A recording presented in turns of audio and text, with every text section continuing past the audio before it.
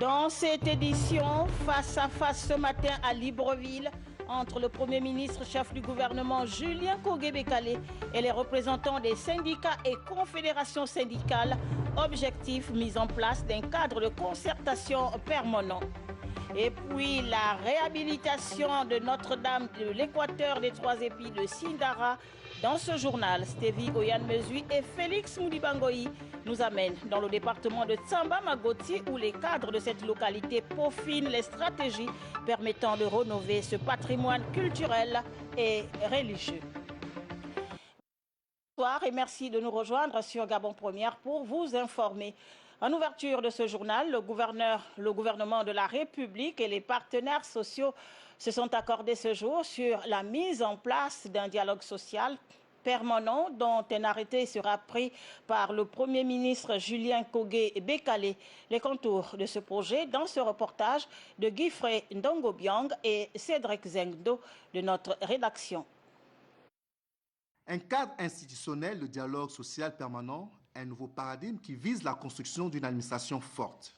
Une approche qui pourrait permettre au gouvernement de faire comprendre le bien fondé des réformes sectorielles. Le dialogue doit être permanent. La grande messe est possible, mais il faut absolument avoir aussi ces espaces à tous les niveaux. Et c'est ce que nous allons faire, de manière à ce que chaque administration puisse émettre ce qu'on appelle un rapport social qui fait état de la température qu'on a avec les syndicats. Les syndicats ne veulent qu'une chose, ils veulent être entendus et écoutés. Mais à quel moment on les entend, on les écoute? Uniquement quand on décide d'aller à Ngonja? Donc il faut avoir aussi cet esprit d'innovation et ce côté permanent du dialogue avec les syndicats. Ouverts au dialogue, les partenaires sociaux sont favorables au projet, mais émettent des réserves. Le principe de discuter n'a jamais été un problème. C'est la raison pour laquelle nous sommes d'ailleurs présents à cette rencontre. Mais face à un gouvernement qui nous a toujours dupés et face aux promesses non tenues et surtout du contexte actuel, parce que vous ne pouvez pas dialoguer lorsque vous avez des prédispositions qui ne vous prêtent pas au dialogue. Au moment où s'est tenue cette rencontre, certains enseignants réclament la régularisation de leur situation administrative. Et ça fait plusieurs années, 10 ans, 4 ans, 5 ans, que nous n'avons pas de salaire. C'est pourquoi nous avons proposé de cette occasion, comme aujourd'hui il a été dit que le Premier ministre devait faire une trêve, une trêve sociale avec les différents acteurs syndicaux. Et nous nous sommes dit qu'il fallait que nous venions pour passer cette information. Des nouvelles bases de dialogue, oui, mais le langage de vérité et le pragmatisme sont attendus du gouvernement. Et puis, il faut dire que le Premier ministre Julien Kogué-Bekale, en ouvrant ce mardi matin un large dialogue social, a d'une manière particulière placé les syndicats face aux réalités liées aux impératifs de l'heure, surtout en ce qui concerne les réformes sur l'éducation en matière d'octroi des bourses. Les enjeux de ces réformes ont été expliqués, détaillés par le chef du gouvernement Yves Oyono, Michel John Boudégan. Le point. En présence des membres de son gouvernement, le Premier ministre Julien Kogué-Bekale rencontre les représentants des syndicats, du secteur public et privé. Objectif: la paix sociale, la paix civile. Nommé le 12 janvier 2019, soit près de 100 jours après sa prise de fonction, le Premier ministre revient sur ce qu'il considère comme des préalables liés à la feuille de route de son gouvernement. Nous ne sommes pas venus en confrontation. Nous sommes venus discuter avec des compatriotes. L'écoute, le dialogue permanent, la concertation avec toutes les forces vives de la nation. Favoriser l'anticipation et la négociation. Pour le Premier ministre, ce rendez-vous avec les partenaires sociaux se veut ouvert et sans tabou. Définir ensemble la nature et poser les bases du dialogue que le gouvernement souhaite avec vous. La pleine implication du corps social est souhaitée par le chef du gouvernement. Le gouvernement vous doit le langage de la vérité. Nouveau style, nouvelle méthode. Dialogue ouvert, anticipation et négociation. Sans interruption, pour moins ou plus de confrontation à l'avenir. Nous nous engagerons à faire ce que nous pouvons faire avec les moyens. Et nous vous dirons ce que nous ne pourrons pas faire. Aiguillon de l'action gouvernementale, le Premier ministre tend sincèrement sa main aux partenaires sociaux. Le dialogue que nous entendons promouvoir s'articulera autour du Premier ministre, de façon semestrielle ou annuelle nous en conviendrons. Julien Nkogebe-Kale est revenu sur les grands axes sur lesquels son gouvernement place son action. C'est le temps des choix. Le temps est venu de ne plus différer, de ne plus remettre à plus tard, mais plutôt d'engager avec responsabilité, dans le dialogue et avec courage, les réformes nécessaires pour le bien-être de nos populations. Des réformes courageuses, un impératif pour tous. Selon Julien Nkogebe-Kale, une pleine adhésion de tous est souhaitée. Et puis le Premier ministre, chef du gouvernement, a également exposé sur la désormais méthode et celle de son gouvernement tout au long de son passage à la primature. Julien Nkogebe-Kale a ouvert l'ère du dialogue. Yves Yono, Michel John Bougrigan, Le Point. Dans la droite ligne de sa déclaration de politique générale prononcée ce 26 février 2019 devant les représentants du peuple, Julien Nkogebe-Kale décrète le temps de l'écoute et de l'échange permanent avec les partenaires sociaux. Nous devons avoir le courage de ne pas politiser les débats syndicaux. Dossier éducation, entre propositions et contre-propositions.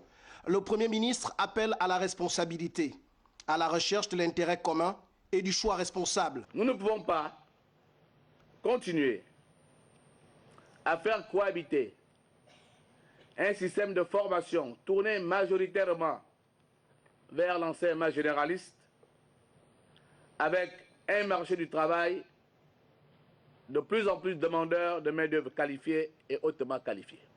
Report de l'application de la réforme sur les conditions d'attribution des bourses, le temps d'en améliorer les contours. Aucune posture n'a milité pour le maintien du statu quo de notre système éducatif. Pour une gestion efficiente des ressources humaines dans l'administration publique, le choix se veut désormais judicieux. Nous ne pourrons pas indéfiniment faire de notre fonction publique le réceptacle de tous nos diplômés.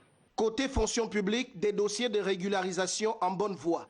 Les recrutements des agents dont les profils correspondent aux emplois réellement disponibles au sein de notre administration.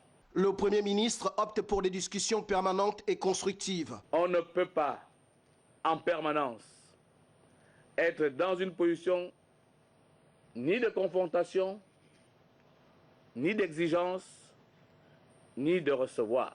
L'issue de ces travaux permettra aux différentes parties réunies de se mettre d'accord sur les méthodes et résolutions communes liées aux dossiers urgents et autres réformes. Et nous nous sommes tous, pendant des années, limités à octroyer à nos jeunes des postes budgétaires, parfois juste pour des raisons sociales ou politiques, sans nous soucier de l'adéquation profil-poste et de l'employabilité productive de nos agents dans de bonnes conditions de performance et de travail. Pour une trêve, impact innovant, utile, stratégique et efficace, pouvant garantir à long terme un climat social apaisant. Actualité à l'Assemblée nationale, le Palais Léoma a abrité ce matin les travaux de la réunion du bureau et de la conférence des présidents. À l'ordre du jour, le point des travaux législatifs. Le reportage est de Nicolas Moussard et Tim Boulengue. Il est à retenir de cette réunion du bureau le point sur les travaux essentiellement législatifs. Un texte en attente d'adoption en séance plénière, c'est le projet de loi autorisant l'État gabonais à contracter un emprunt de 175 900 000 € auprès de la Banque internationale pour la reconstruction et le développement.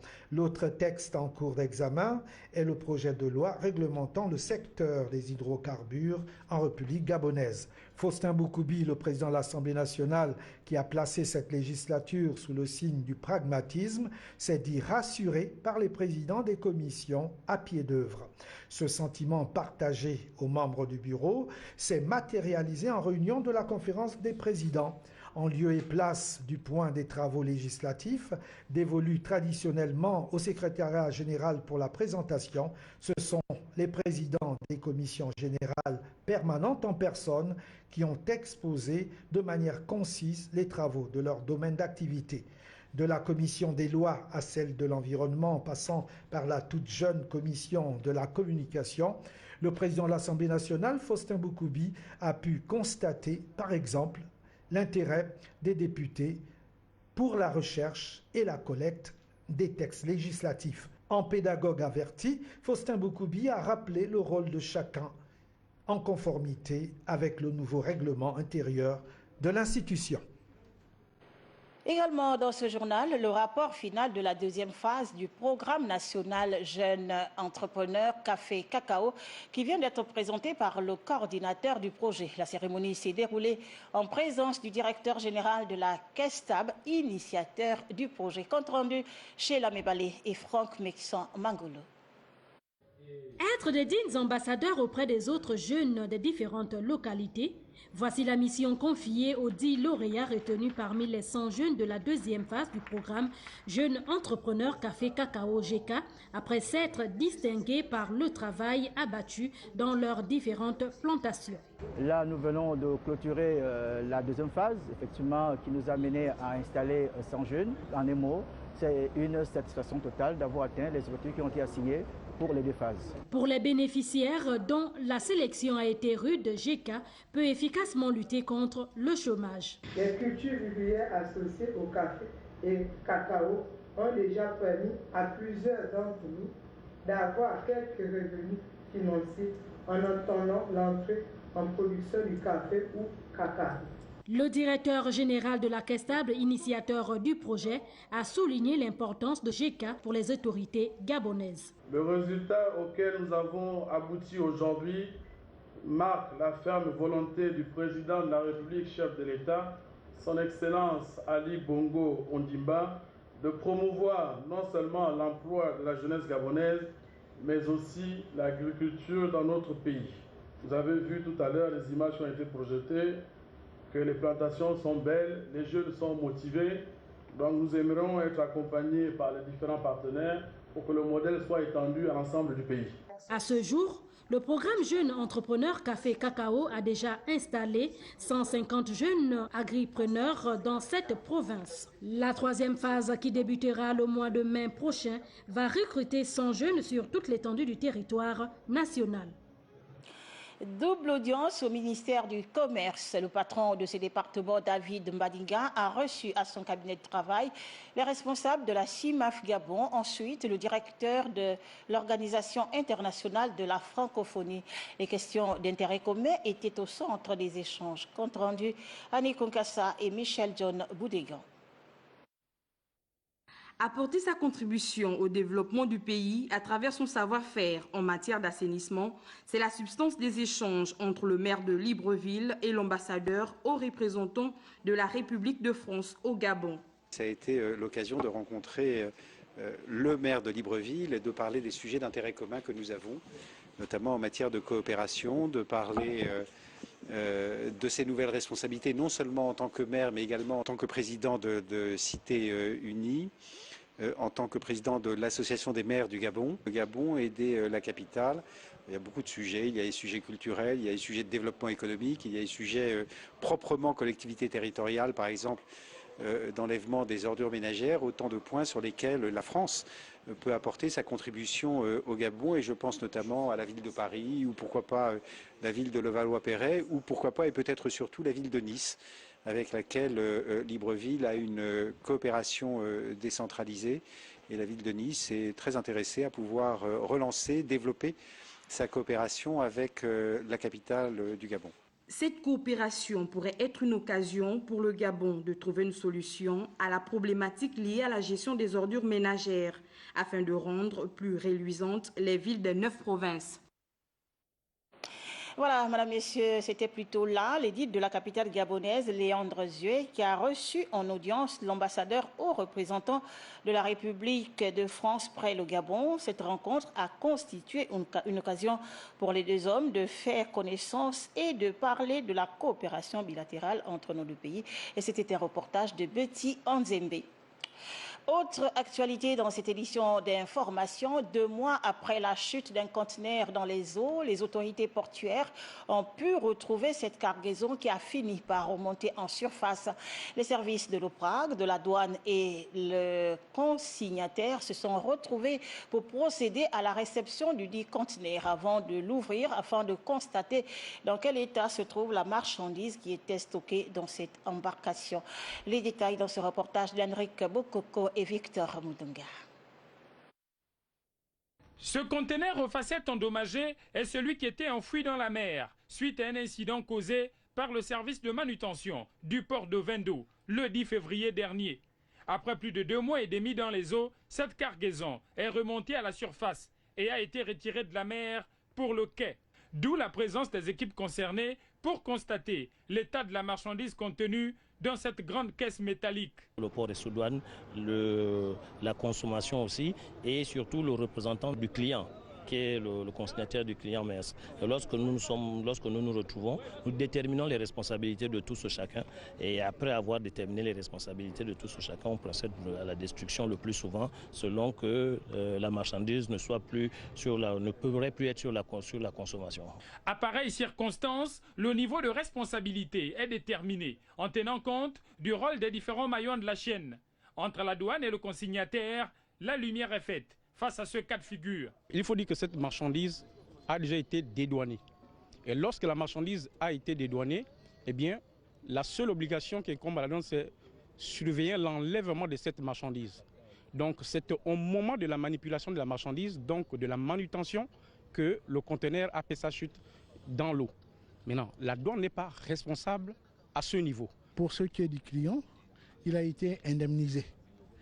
Donc, par conséquent, la marchandise n'est plus son fait, mais le nôtre. Qui est responsable de l'incident concrètement? C'est l'OPRAG ou c'est le service de manutention? Je dirais service de manutention, parce que l'incident est arrivé au moment de la manutention.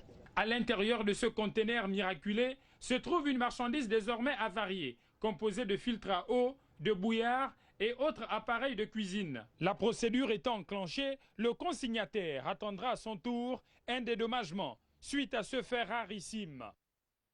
La suite du journal avec le réseau mondial de la société civile en collaboration avec l'ONG Vivre sans paludisme et ses conséquences qui viennent de lancer l'atelier de formation de lutte contre cette pathologie. Le point avec Arnaud Mbabekung et Pierre Claver est là.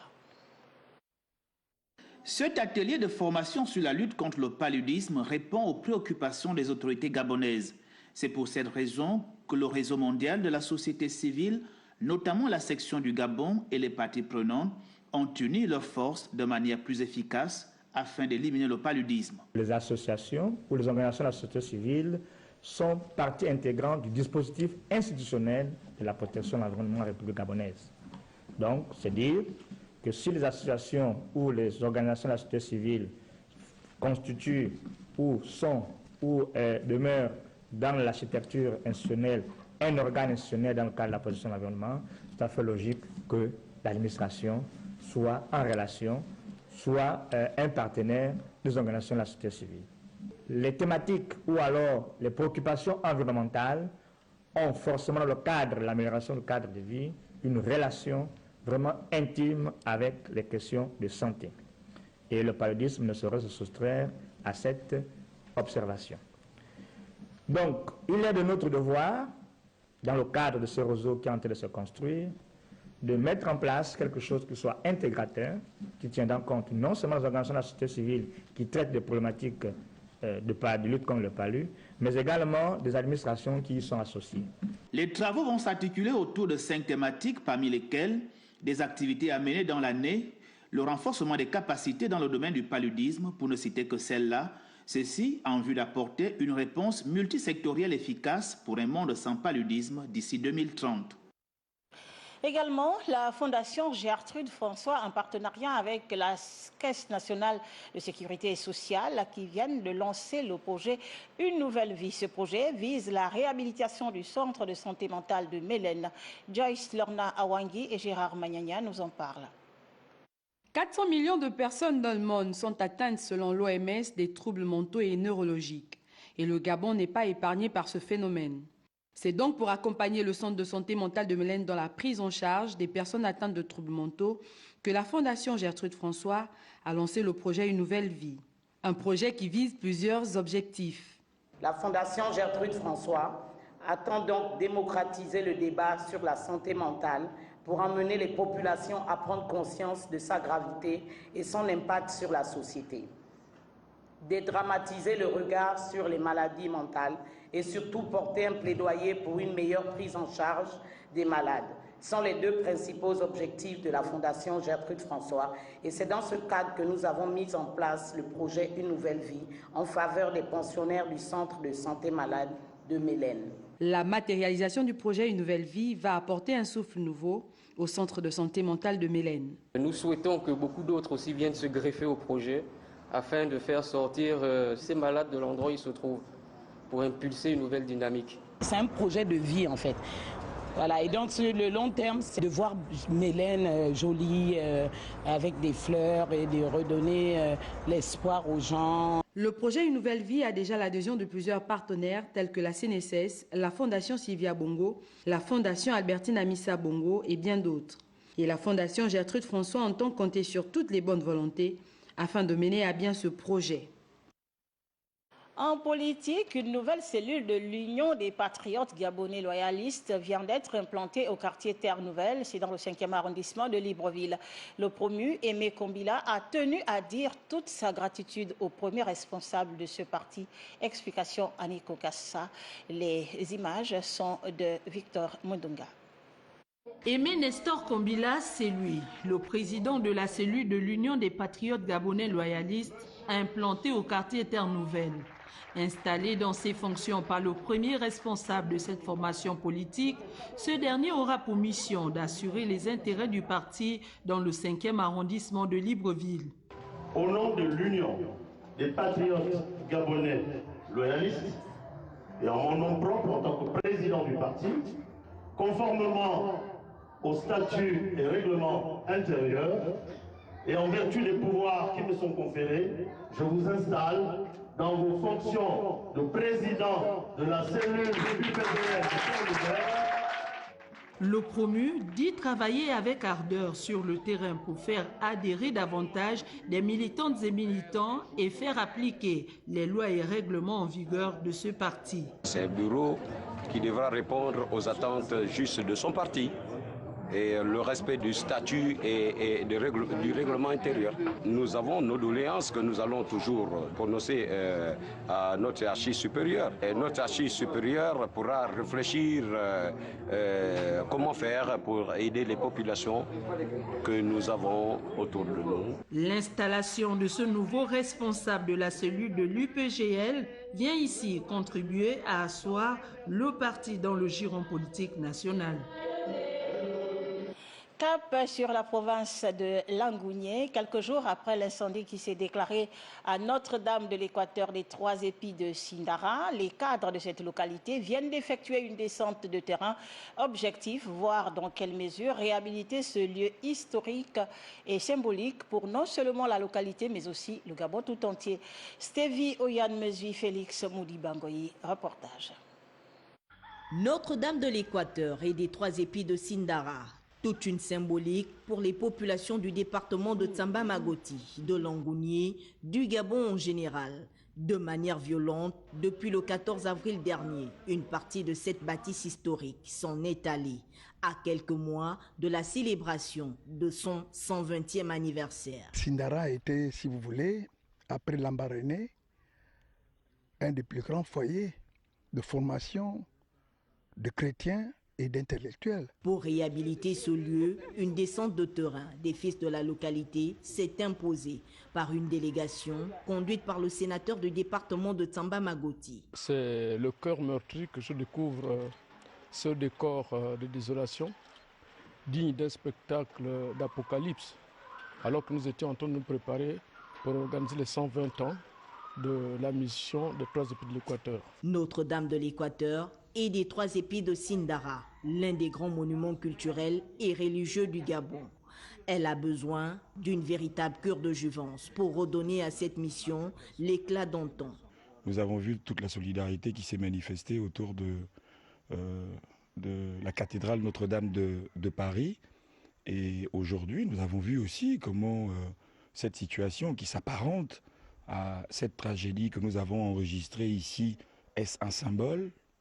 Est-ce une interpellation? Nous notons qu'il faut absolument prendre le taureau par les cornes et faire en sorte que cette réhabilitation se fasse par les moyens qui seront les nôtres. Créée en 1899, la mission Notre-Dame de l'Équateur des Trois Épis de Sindara, qui a pourtant formé plusieurs cadres, semble être aujourd'hui abandonnée à elle-même. Une situation qui suscite interrogation quant à la notion de mobilisation autour de ce conservatoire national. Et puis, tout comme les chrétiens du monde entier, ceux de Notre-Dame de l'Équateur des Trois Épis de Sindara viennent de célébrer la fête de Pâques. Un moment particulier marqué certes par un drame, mais qui n'a nullement empêché les réjouissances. Le sacrement de baptême a été donné à une dizaine de fidèles. Nous retrouvons nos envoyés spéciaux à Sindara, Stévi Oyanmezui et Félix Moudibangoyi. La célébration de la fête de Pâques à Notre-Dame de l'Équateur et des Trois Épis de Sindara, un moment festif au-delà de la défiguration qui habite désormais ces lieux depuis le 14 avril dernier, jour de l'incendie. La prière est ton souffle de vie, la résurrection de Christ est donc un moment de libération pour tout chrétien. Le célébrant a donc invité les fidèles à rechercher les réalités d'en haut, source de glorification avec Dieu. Un apôtre donc, au sens strict, est un témoin de la résurrection. Résurrection qui ne se limite pas aux faits, mais qui s'annonce et qui se témoigne.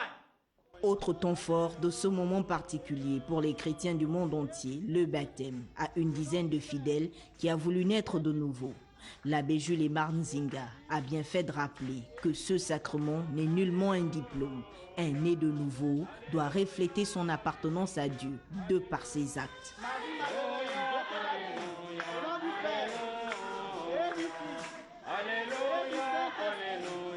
Le rôle de l'apôtre, vous l'avez entendu tout à l'heure, c'est d'annoncer le règne de Dieu et c'est de témoigner de par la qualité de sa vie du règne de Dieu tout au fond de sa vie. Un apôtre n'a pas besoin de vivre dans la délation. Un apôtre n'a pas besoin de pratiquer la critique négative. Mais un apôtre, il annonce et témoigne que le Christ est vraiment ressuscité. La fête de Pâques, symbole de la résurrection de Christ d'entre les morts, est donc ce moment de réjouissance entre les fils de Dieu qui réalisent l'accomplissement de la prophétie faite par Jésus. Voilà, Madame, Messieurs, qui vient mettre un terme à cette édition d'information. Merci de nous avoir suivis. Demain, à 13h, vous retrouverez Joyce Lorna Awangui. Avant, à 23h tout à l'heure, vous aurez droit au journal avec Marie-Chantal Ndong. Moi, je vous dis au revoir, merci et à demain, 20h.